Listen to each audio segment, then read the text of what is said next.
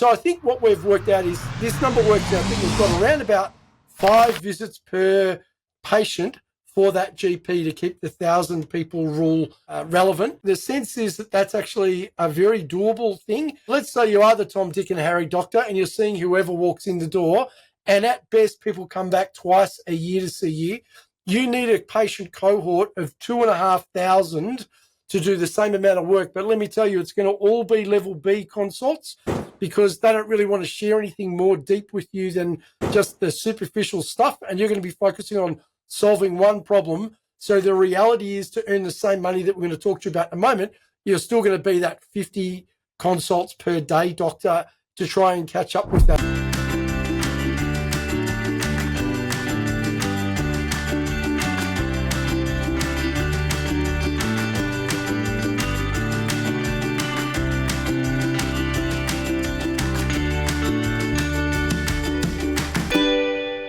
All right, welcome back to the Scale My Clinic podcast. I've got with me today Sachin Patel. Hi, Sachin. Hello. My friend, and I won't say troublemaker this time. And Sachin, I've got a question to pose you today. Because of the November 1 changes to the bulk billing rules brought about by the feds, and apparently 9 out of 10 practices will be bulk billing. When you go and talk to GPs or practice owners, they say, to hell with that. I'm not going to do that. I'm going to fight tooth and nail, rail against the machine, blah, blah, blah. What about just once we accept the machine and we say, you know what? We're going to do what those goddamn good politicians tell us to. We're just going to take it and we're going to love it. So I've got a challenge for you. Today, what I want you to work on is cooking up for me a bulk billing job. Fully bulk billing. You cannot privately bill. Well, actually, maybe you can privately bill for a couple of exceptions. But let's just pretend that for the most part, it's bulk billing and we're going to be meeting all the criteria so as that we are one of the special clinics that's considered universal bulk billing, and we'll get the bonus, which at the moment is 50-50, 6.25% to each of the owner and the GP. And I'm going to keep it really simple. We're just going to make this in a triple M1 environment. So you're not allowed to go rural or bush to try and bolster the numbers. So, and we're going to have a job that is not going to kill you. The job is going to love you as much as you love the job. Over to you, Sachin. How are you going to build it? Yeah, so I think where this came from, first of all, is we've been pretty vocal in the last podcasts that we've done about these changes and the risks involved. And so you and I had a phone chat, and I think I said, look, I've been cooking up some numbers in my head and playing with it to try and offer a solution or a proposed solution for someone who did want to jump into this. So maybe you're already a bulk billing practice or GP, universal bulk billing, or you might be currently a mixed billing or private billing practice that's thinking, I'm going to jump and change. And so that's where this came from. And the criteria in my head were, like you were saying, what would make it something that wasn't 6-minute medicine, that was professionally satisfying, that was financially rewarding, something that provided exceptional care to patients, and something you could do sustainably for a long time. And so that's the way I went into thinking about it. And then, so when I was thinking about this, the principle that I started with was the opposite way around to how we might normally think. So normally we might think patient calls or goes on one of the platforms, online booking platforms, and books an appointment. And then you as a GP come in and you've got the patients on your list that you see. Right, that's pretty standard. Whoever's there. So the standard model is the community drives what's required, right? Absolutely. And so the recent sort of chronic disease changes, and with the bulk billing changes, I thought, well, what if you constructed your day differently? And so the way I think about it is, say, if the average full-time GP has 1,000 patients, there's this arbitrary number in Australia that we say 1,000 patients as the magic sort of mix, the magic balance. And I think I've seen that under the chronic condition, something like 61% of Australians have what would be defined as a chronic condition. And so then I thought, what if you constructed the appointment book in reverse, in that you had your 1,000 patients, you then took about 50% of those, and they were plugged in to your appointment book, such that if you imagine a 3-month block, which is 13 weeks, then on each day, if you're doing 4 days a week, you had something like 10 of those chronic disease or chronic condition appointment or review, and they were plugged into your appointment book first. I sort of took the Stephen Covey rocks, pebbles, sand, gravel sort of thing.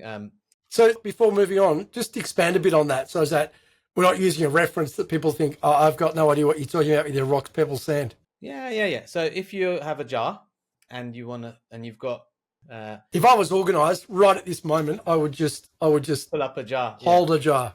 Yeah. Sadly, so no. If this was a jar, which is not, so that ruins it. But if it was a jar and you had a volume of rocks, smaller things, pebbles, sand, then in what order would you enter them so that they all fitted in? And the metaphor is that the important things are the rocks, less important things are the pebbles, and even less important things are the sand. Well, the key is to get as much in as possible. You would do it largest first, then smaller, then smallest, because the smallest fits around the rest. And so in this situation...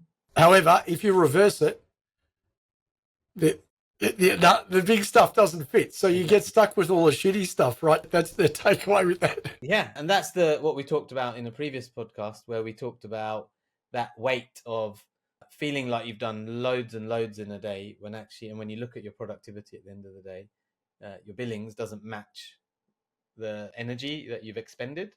Whereas you've had days when the energy expended doesn't feel heavy, but when you look at your productivity and your billings, it feels disproportionately high. And that's a good feeling, because that promotes the feeling of being able to be sustainable in the role and having energy to spend on your life outside of work. So yeah, if you constructed the appointment book with those principles and you put in, like, purposefully that your week had 10 appointments a day, purposefully built in with your chronic condition management, GP, CCMP, or what it's called now.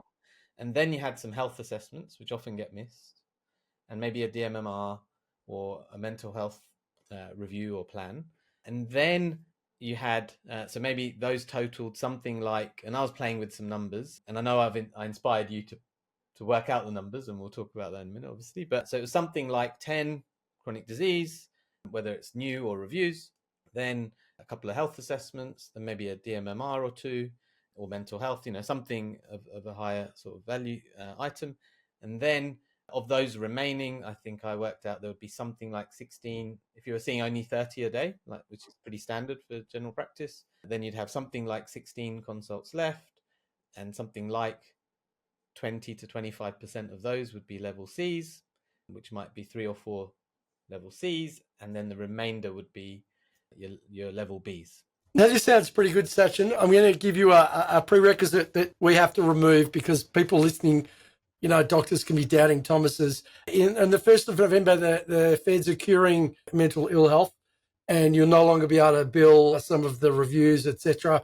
And so we'll remove any mental health consults from this altogether, because feds are fixing mental health issues. So those people listening have suffered from depression or anxiety, maybe anything else that comes under that banner. Good news, it's all being solved by the federal government very shortly. You can live in hope.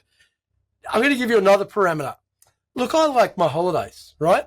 I live in Victoria. We already get 3 weeks a year off in public holidays, but I don't consider those holidays. My mates are off. They're going to the Cup Day. They're going to the grand final parade day. I want to go to those things, but I don't really want to call them holidays. So I want that, and I'm demanding 7 weeks. I'm an independent GP. I'm demanding 7 weeks holiday on top. So I want 10 weeks off altogether. I'm only working for 42 weeks a year. Can you do that for me? Yeah. So that was exactly... That's disappointing. So that was exactly one of my criteria. I think I'd thought of including public holidays when I spoke to you. I think I said 44 weeks a year. And then, as you always do, you up the ante, and you suggested 42, including public holidays. And I think, again, I was doing mental numbers and playing around with it, and a little bit of calculator on the old phone. And I was like, I think this could stack up. And so if you're listening at this point, I just want you to pause for a moment and give it a bit of a score out of 10 as to how appealing it would be to work 4 days a week. And you're only talking about normal 8.5 hour day, I presume, Sachin. All right, we'll get into that in a moment. So we're talking about working 32, 34 hours a week consulting and doing that 42 weeks a year. So you got 3 weeks holiday in Victoria. We have the most public holidays in Victoria, which is another reason that we're better than Sydney in particular. And then 7 weeks holiday. So you'd be taking, say, 1 to 2 weeks in the school public holidays and maybe 3 to 4 in the long holiday over Christmas. So pretty good compared to what most GPs get at the moment. All right, I've cut you off enough. People listening, give yourself a score out of 10 as to how appealing that would be for you before you hear anything else about what Sachin has to pitch. All right, keep going. Yeah, well, you're asking me, that sounds like a pretty solid 9 out of 10 or 11 out of 10 maybe, because I created that. So so if you look at that, that feels doable, right? I think many people, many full-timers work more than that. What doesn't feel doable is when you have reams of paperwork, when you have 50, 60 patients in that environment and you're dealing with all the unpaid admin and stress that comes with that. And so then I started to think, Todd, and I know people want to know the numbers and we'll come to the numbers. Then I started to think, what would have to be true? How would the practice have to be run for this to be able to be done? And so am I right to talk about that? Go ahead. Yeah. So I think this requires a fundamental shift in the way we think. We have to get really then clear on who we as a practice or we as individual GPs will be looking after. All right. And so that becomes super important, and how we do it. And so there just needs to be really strict criteria on who is going to be with us. You may then go down the route of everyone has to be registered to come to this practice. You may have a closed list where you just are very selective about, maybe an application process. Like this is, I've got space for 1,000.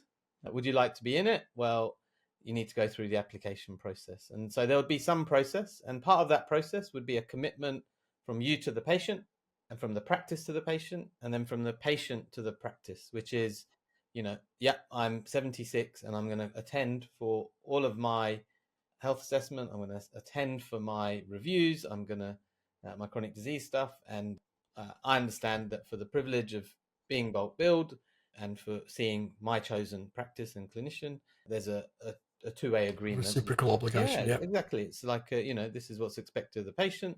This is what's expected of the doctor. And then, patients can always choose to opt out of that. But then there's a waiting list of patients who would want to then take their place. The practice. Yeah. And so what that then means is you can be very selective. So, and patients can be selective as well, that they want to be in this practice. And so you should have a meeting of the minds there where there's alignment from both sides that, I value this practice. I want to come here, and I'm making a commitment to the doctor, and the doctor's making a commitment to me.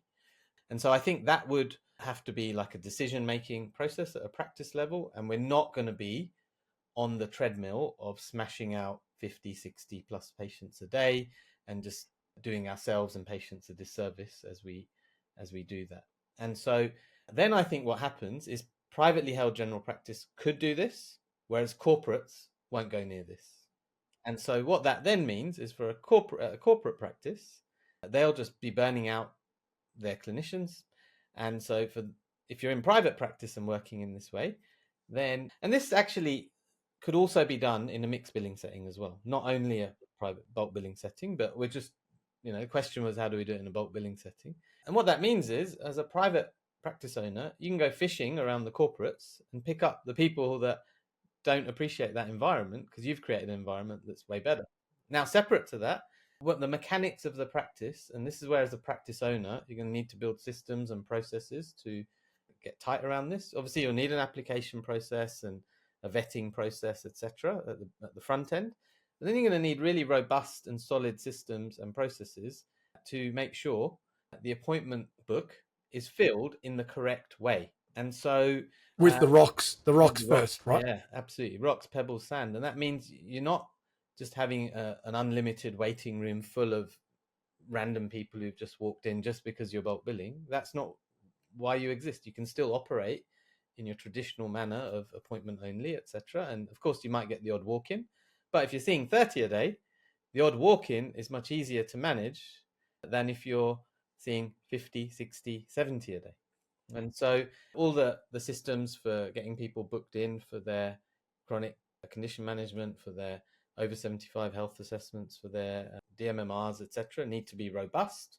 And, we've talked about that elsewhere. And we've seen people achieve these changes over time in Project X, of course, in non-bulk billing environments as well as bulk billing environments. And it just takes that to a whole new level.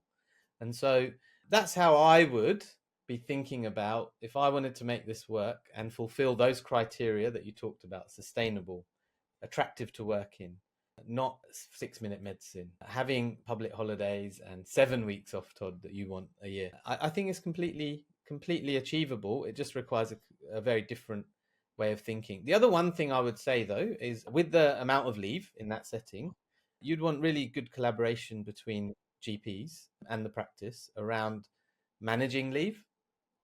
So you can have the time, but you just need to work together. Be intelligent. Your patients still require care. Exactly. So they don't just get better because you're not there. Yeah, and you might have intelligent use of locums in that time, etc. But it can 100% be done in a way that is professionally rewarding, and patients do well out of it, and we can still preserve what's good about general practice. I think it was interesting. There was a thread recently in a Facebook group for GPs where often the fundamental belief is that doctors don't want to work in bulk billing clinics or aren't interested in that. And I think that's false because for a few reasons, people are usually speaking their own book, so mostly the doctors that are saying they're either working in or running practices that are predominantly private billing or in fact, sometimes they're shadow private billing. They think that they're private billing, but actually when you look on the back end, they're bulk billing like 85% of their encounters because of either preferences of the doctors or the rules there mean that the older patients aren't paying. So sometimes things that the label on the front says private, underneath when you lift the lid up, actually that's not the case. And so I think the doctors that like bulk billing are often people who prefer money to be removed from the conversation. It's kind of don't like that muddying the waters. And people who believe in universal healthcare, I think a lot of us who get into general practice, of course, we believe that universal healthcare is important. They believe in a high degree of accessibility. They enjoy the diversity that comes from bulk billing because by definition, you're excluding a group of people if you're privately billing. There are people who can't afford that service and won't be able to attend. And also the people kind of like to roll their sleeves up sometimes and get in and do some of the really hard work that's involved in the stuff that's at the other end of the social gradient where, patients often have a lot of burden of disease. And we all need to be appreciative of the GPs who do love this work because the combination of what people love is what makes Australian healthcare a really robust and great system. So I think there are a large number of people who enjoy this work. And so the frustration for them invariably is, I'm working hard. Why aren't I being rewarded for the work I'm doing? Because some days I go home and I've got nothing left in the tank. I'm completely spent. So let's zoom out for a little bit, Sachin, and get back to the 1,000 patients. So I just want to give you a little bit of data based on the information we've worked through. So if we work 4 days a week, seeing 30 patients a day, and we work 42 weeks a year, that means we get to 5,040 visits for the year. I just want to bring that back to the 1,000 patients and give some context around that before we go deep into the verticals again. So 1,000 patients, the average number of visits per year for patients Australia-wide is 6.6. That number comes from the Health of the Nation, and it's at its highest. It's up towards 7.5 to 8 in southwest Sydney, and it's at its lowest, which is around 4 in the Northern Territory. Sadly, that's not because Territorians are super healthy. It's because healthcare, general practice is inaccessible. And so if there was more general practice available, then that number would be higher.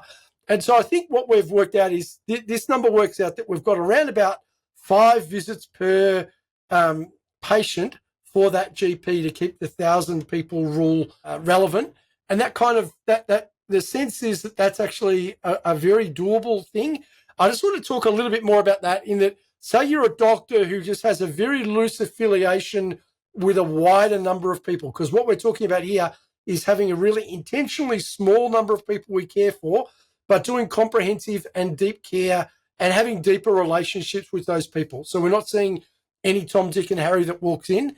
But let's say you are the Tom, Dick and Harry doctor and you're seeing whoever walks in the door, and at best people come back twice a year to see you. You need a patient cohort of 2,500 to do the same amount of work. But let me tell you, it's going to all be level B consults because they don't really want to share anything more deep with you than just the superficial stuff. And you're going to be focusing on solving one problem. So the reality is to earn the same money that we're going to talk to you about in a moment, you're still going to be that 50 consults per day doctor to try and catch up with that. So the number of visits, capturing those and having those happening mostly with one doctor or at least within the environment of one clinic is much better for continuity, much better for outcomes, and much better to have that therapeutic alliance centered around good continuity of care. So I think that's what we're really talking about here, Sachin. You're building a foundation for excellence in care, and then the rest will follow from that. So I think that's really important to understand. So the first sense check of 1,000 patients, 5,000 visits over the year fits. Let's keep going. What do we need to know about the detail around all of those areas? So we talked about health assessments, DMMRs, CCMPs, level Cs, level Bs. And if you are doing procedures, are you allowed to charge for those and not fall afoul of the rules? 100%, absolutely. You're able to do that. And you're able, if you want to do asynchronous stuff that people pay for, you can still do that as well. So people can still get, like, I just need a script doc if they want to pay for it, and you don't have to speak to them or see them if you don't want to.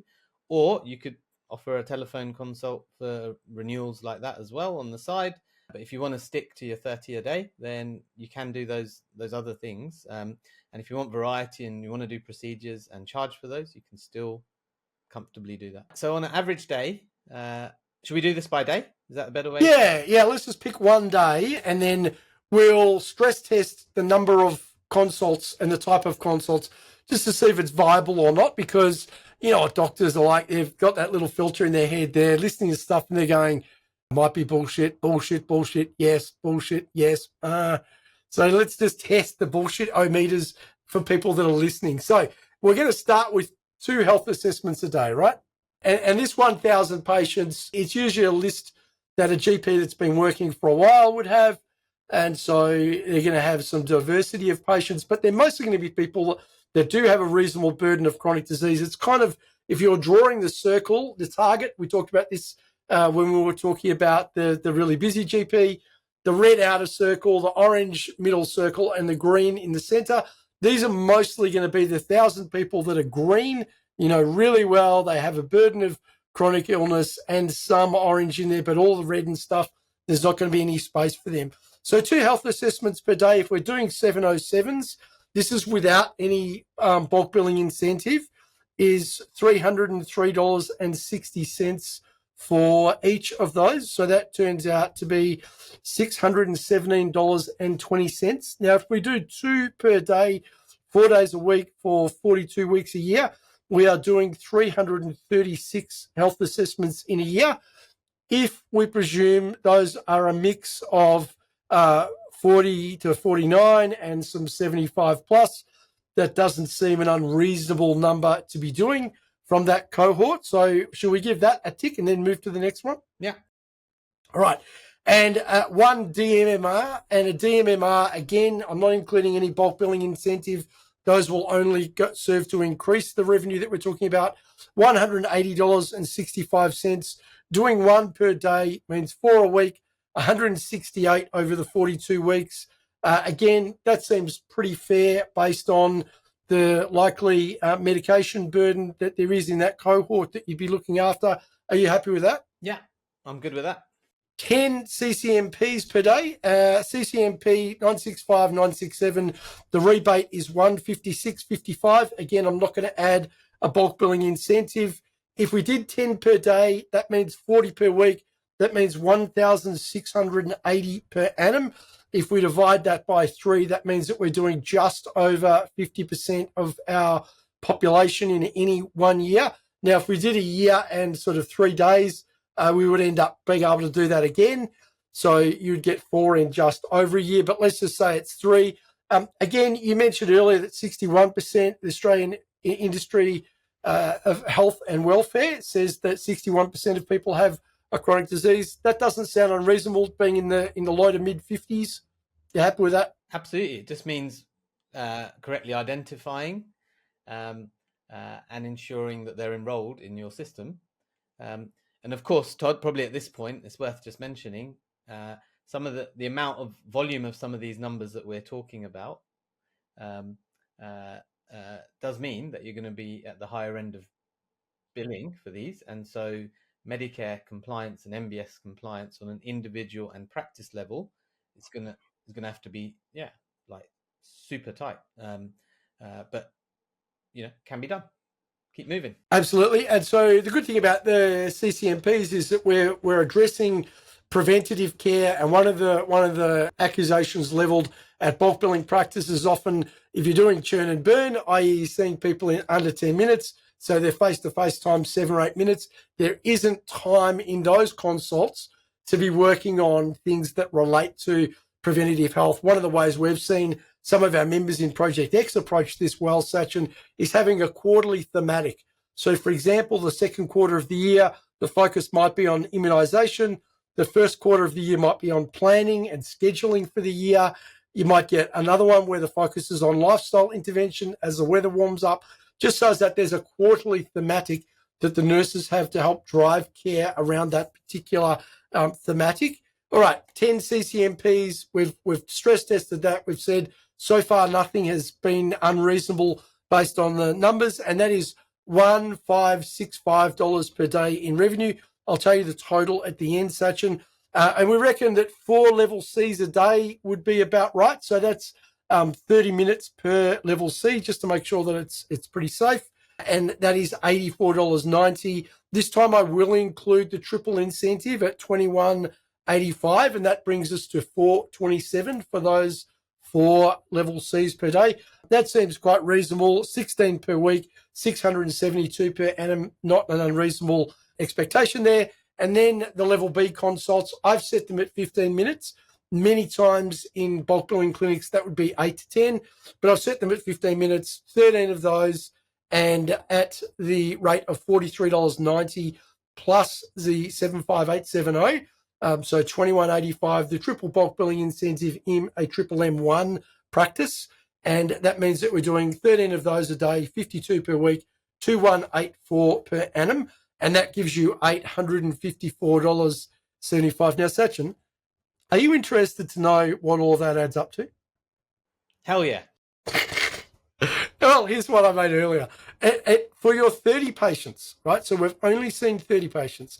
That is $3,645.10 in billings. That works out to $121 as the average revenue per encounter. And in terms of the billings for the GP, that is $428.83 per hour. Now, I can tell you, based on Cubico Touchstone data, that the current averages are around about $360 for bulk billing practices per hour and around about $390 for private billing practices per hour. So the good news is that we're a good 10% above those here with these numbers. Now, are you interested in knowing what this works out at over a year? Go on then. All right. So that will be $612,376.80 in billings over the year. If we add the 6.25% government incentive to that, that's another $38,273.55. So the total number for billings for a GP working 4 days a week, seeing 30 patients per day, working 42 weeks per year, is $650,000 and $650. 650. If we multiply that by a standard retention fee, 65%, running this type of practice is not going to be inexpensive. Then that leaves the GP with their personal exertion earnings of $422,000, $922.50 before tax. Now, if somebody said to you, you need to work 30 hours a week, 42 weeks a year for $423,000 per annum, I reckon most people would say that's a pretty good deal. I'm speechless. It's doable, right? You can construct it. The numbers are not out of the realms. It does require, of course, careful construction and design and then implementation. It won't happen overnight, but it can pretty quickly be constructed, and with the right support. I mean, I would imagine here you'd have some offshore team involved to help, make sure the appointment books are really tight and the right compositions, Medicare compliance, your internal processes, internal education, peer-to-peer education, self and peer audit, those things you would want in place. So you'd want the right practice environment to Yeah, you want a really well-run nursing team as part of this. You'd want good leadership, management, accountability in the team. This relies on a really well-oiled machine. It's the opposite of chaos. It is the clinic organising the patients, not the community or the patients organising the clinic. And I think that is the big shift here. That this is about empowerment and about a selective process so that you can do good work with a smaller number of people. Absolutely. And I think if anyone who's thinking of changing models, which they might be, or thinking of pursuing this type of model, the other thing I think that's really good about it is that because you're not trying to soak up huge volumes of patients, marketing, etc., becomes much less of a concern. You need to be better at internal marketing of your team and also of your marketing to your existing database and educating them. But also what it does, it means that sort of unnecessary sort of competition between practices and some of the misbehavior that we've heard about and seen doesn't need to happen. Like, there's plenty for everyone, and each place can choose its own way of operating, but you can do it in a way that keeps the very best of what's there with general practice and what the evidence shows from a clinical setting. Obviously, we don't talk a great deal about the clinical side, but we know that consultation length and continuity are very integral to what's beneficial about general practice and why it is the most efficient and effective part of the health system, not just here, but proven across the world, primary care. And so we can retain some of the best of that without breaking ourselves or I think that's really important. There's one more thing actually that I just wanted to touch on, because the other thing people might be thinking is this is a lot of time spent every day on this.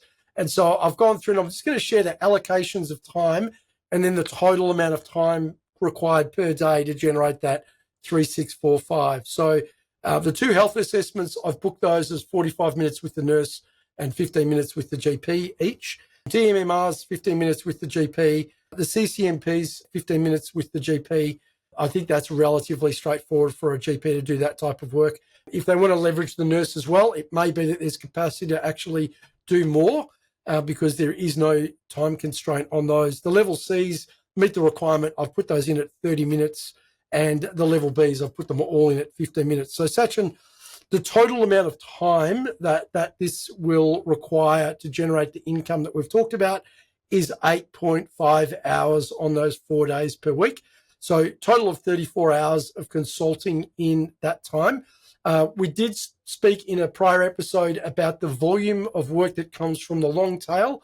Having a smaller group of patients and seeing them more regularly for more planned interactions, including the CCMPs, means that that's less likely to be an issue because you just don't have a huge number of patients that you're getting that information back on, compared to where we were talking about where you might see 2,500 patients or 3,000 patients because you're only seeing them once or twice a year and you have a really loose affiliation. So that is much better to follow up the results on 1,000 people than 2.5, 3 and more thousand people, a much, much less stressful environment. So I think what we've created there is something where 34-hour weeks, 3-day weekends, 10 weeks off per year, really an environment is established for good medicine to be done, not shortening or abbreviating any of those consults, leaning and leveraging your team. You're going to need great systems with nurses, people who know exactly what they're doing, how to do motivational interviewing, all the systems and processes we've built in Project X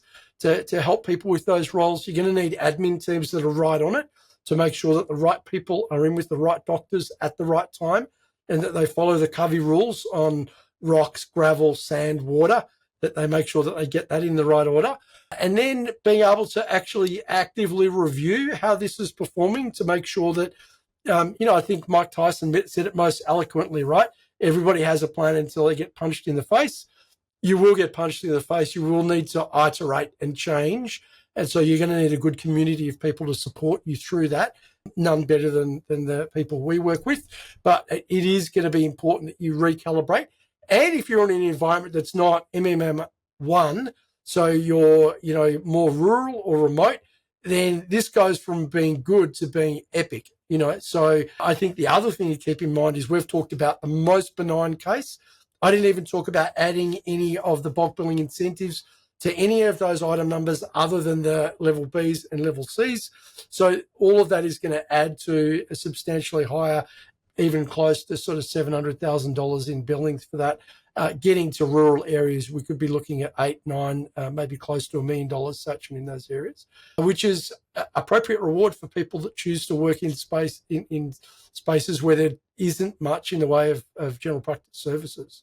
Absolutely. And just as I was saying earlier, what we've talked about is not only applicable to a bulk billing practice. If you're a mixed billing practice, you could take the principles we've just talked about and apply them in your setting, just construct it just slightly differently with your preferred billing rules. So you can take this, bastardize it even further to make it fit. Yeah, but the GP CCMPs could be private, for example, with the GP only. There's quite a lot you could do with this to change it. And we might do a further show where we actually break down what a mixed billing environment might look like. I think the big question for people listening to this is, number one, how appealing does this sound for you? And number two, how possible does this sound for you? Not necessarily considering your current environment, because most likely you're going to have to discard your current mindset, a lot of your current processes, and you're going to need to start again with a lot of that. But if you could do that, this sounds like a substantial upgrade for many GPs and owners to have a lifestyle that is a lot more friendly than what they currently have. I think that's the most exciting thing. So, Sachin, if somebody's sitting there listening to this and they think, you know what, I reckon this is something that I could do. This is something, or maybe even better, they think I need to do this. Like I can't keep doing it the old way. What should they do next? Yeah, I think it's conversations. So it starts with conversations. So if you're a GP and not an owner, then share this and share it with the ownership at your practice, and then have a conversation. If you're an owner, the first thing I would do is with your leadership team, listen to this together and just consider, is this something that we would be open to? And then I think the next thing is to share this with the GPs in your practice and have it just a conversation. Like, conversations are there to stimulate ideas and collaboration. And so this is all about collaboration in the communal best interests for the practice, the GPs and the patients and the wider community. When changes like this happen, we see threat. What I've seen is people who can take what's a perceived threat and turn it into a perceived opportunity often come out way ahead. And so whether we like the change or don't like the change is not really in our control or our sphere of influence, really, because you've got a majority government that is likely to win again at the next election. So their agenda is their agenda. The question is, how can we make it overlap well with our agenda? And what we know from talking to practice owners across the country and GPs is that burnout is very real. Career dissatisfaction for some is very real. Reducing hours is real. And recruitment issues for some are real. And so if we can make a practice and a role that is way more attractive, guess what? More people are likely to want to stay. More people are likely to want to do it for longer. And more people are likely to want to come and do that too, because we're different to others. And so I think it all starts with those conversations. And the second part is, maybe you're listening and you want to accelerate and you want some help doing it. You know where Todd and I are on socials, like, hit us up. Hard to find. Yeah. Hit us up, look us up, hit us up. In the show notes, the details are there to contact us. We can have a conversation and audit where you're at right now, and then have a conversation about what the opportunity could be for you. So that's probably how I would approach it, Todd. Yeah, look, I think that's really useful. And what I like about this is it looks like the type of role as a GP you could consistently perform for decades, and that's the reality of the career we've chosen. So that's good. I like the impact on the community. You know, the fact that people are going to have accessible, affordable care is really likely to make a difference. Committing the time and the rocks to the CCMPs means that we're not going to neglect preventative care and planned care. I think that's really appealing. The health assessments, I think, are a really important part of care, particularly as people age. Often you want to know what was the weight or what was a MMSE from last year when somebody's starting to go off. Just having a good habit of doing those things. You're going to need to build out epic teams in order to make this work. I like the idea that it has a requirement of no B graders. You cannot have passengers in your clinic. You're going to need to have a really well-oiled machine. Otherwise, you'll just default to doing the level B work for 2,500, 3,000 patients. Your life will be a nightmare and your earnings will be half of what we just talked about. So in order to do this, you have to play a different game at a different level. But it's a pretty cool service that, you know, the community gets something, the federal government gets something, the GP gets something, the practice gets something. I like the fact that there's winners all round if this is done well. If you do want to have a chat with Sachin and I, you know how to find us on social media. We're not that difficult to find. Even if you think this is a crap idea, send us a message and say, hey, that was a piece of whatever. Send the emoji through and begin a conversation. If you'd like to have a more sophisticated, high-level conversation, probably that's with Sachin. Just send him a message. All right. I've been Todd and Sachin has been...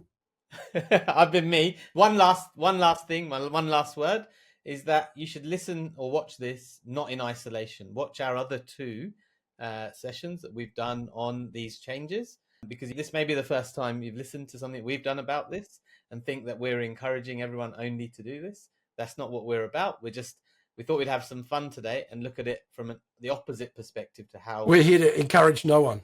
Yeah, exactly. On that note, let's land this ship. Bye and see you at the next one.